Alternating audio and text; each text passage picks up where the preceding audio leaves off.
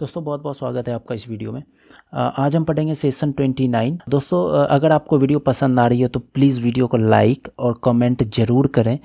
इससे थोड़ी मोटिवेशन मिलती है और फीडबैक भी दें अपना, ताकि मैं क्वालिटी इम्प्रूव कर पाऊँ वीडियो की। तो शुरू करते हैं सेशन 29। तो हमने पिछले सेशन में पढ़ा था मार्टिनेट और साइकोफेंट।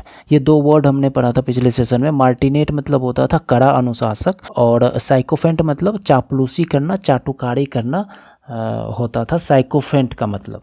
तो साइकोफेंट में दो रूट वर्ड लगे हैं, साइकोन प्लस फेनिन। साइकोन मतलब फिग, एक प्रकार का फल, और फेनिन मतलब टूसो, दिखना। इस सेशन में आपको फेनिन पे एक नया वर्ड मिल रहा है, डाइफेनस।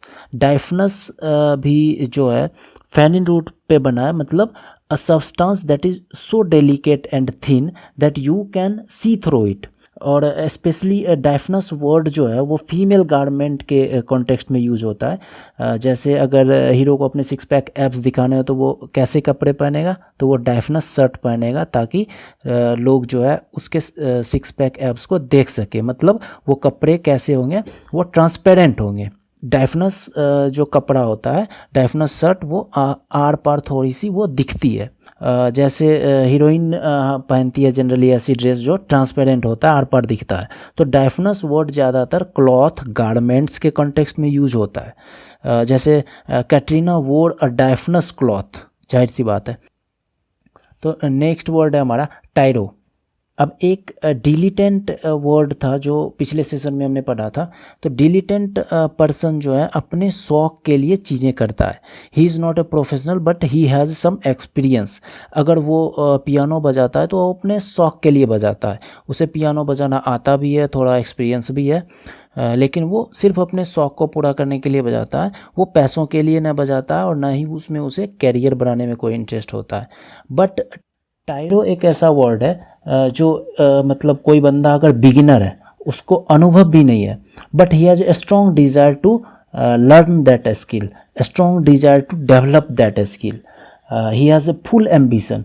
तो एक बिगिनर बंदा, एक इनएक्सपीरियंस बंदा, उसको हम टायरो कहेंगे। अगर किसी पर्सन को मान लीजिए आप टायरो कहते हो, तो इसका मतलब कि वो पर्सन अभी नया है, ज़्यादा अनुभव नहीं है, लेकिन he has energy, he has ambition, he has desire to develop his skill.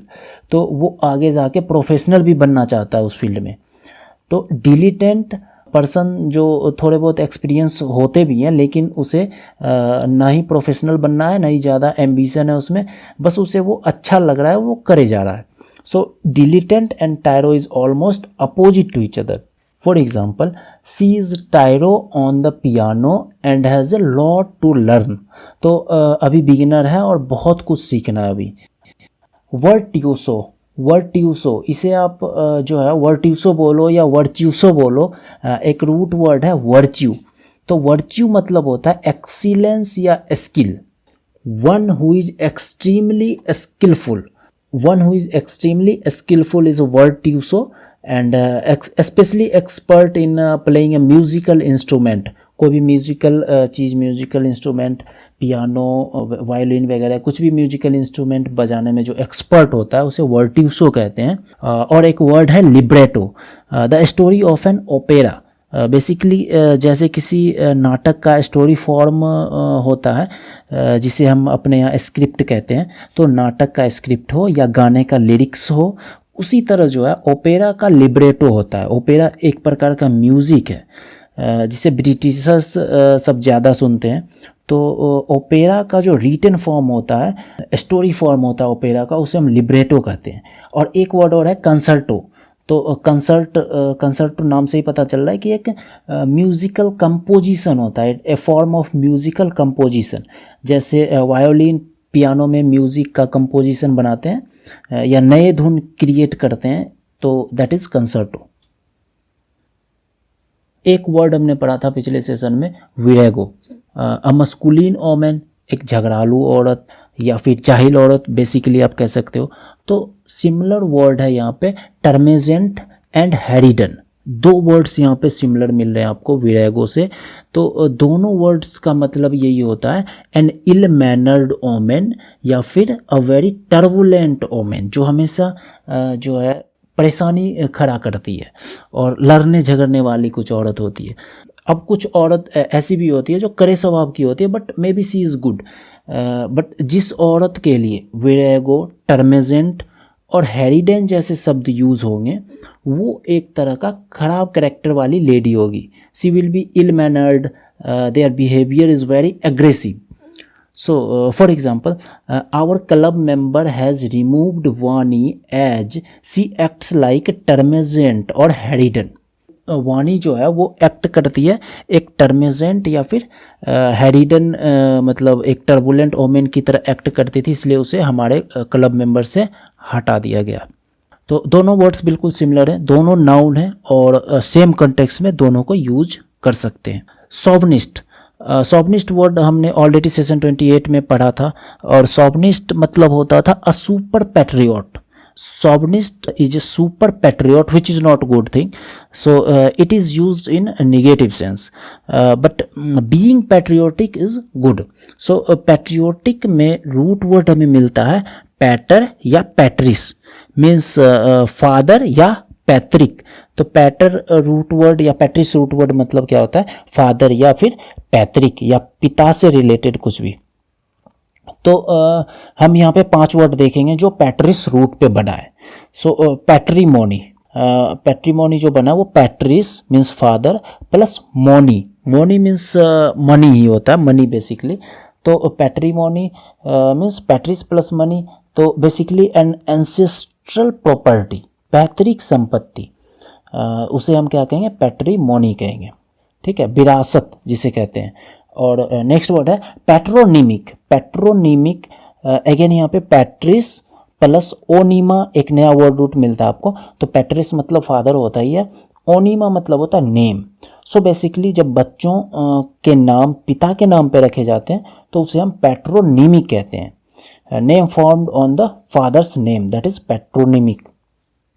सो यहाँ पे एक नया रूट वर्ड में मिला ओनीमा मीन्स नेम। तो छोटे छोटे वर्ड्स ओनिमा पे हम देख लेते हैं जो कि बहुत ही कॉमन वर्ड्स हैं। तो साइनोनिम, साइनोनिम मतलब क्या होता है, साइनो में 2 रूट वर्ड लगे हैं, syn plus onyma. Syn means होता है विथ और together, onyma means name. So word of the same meaning that is synonym. And antonym, anti plus onyma, anti means against, onyma means name. So word of the opposite meaning is antonym.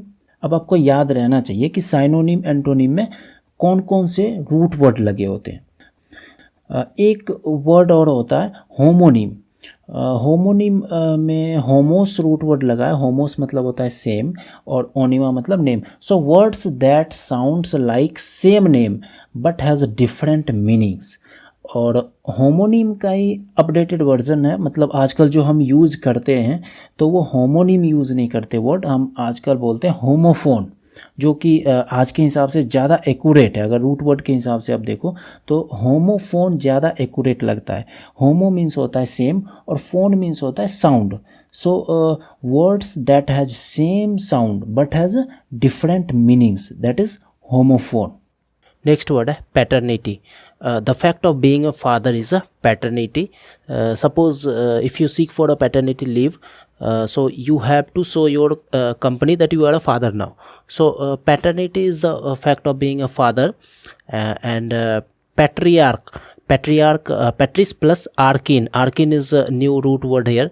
So arkin नया root word यहाँ पे मिलता है जिसका मतलब होता है to rule. So male leader of society is a patriarch.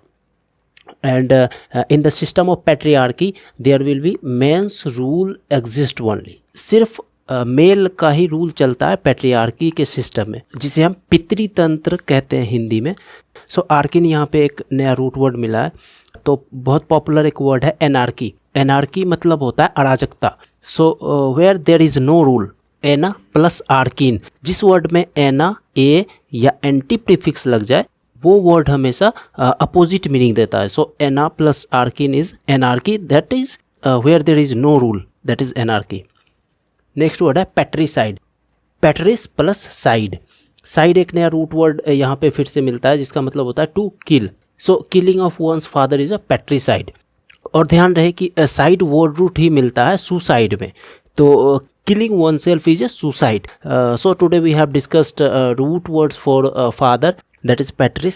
So there must be root words for mother. Guess what, we will be discussing that in the next video. So that's it for today guys. Thank you so much for watching, and please let me know your feedback in the comment section. Thank you guys.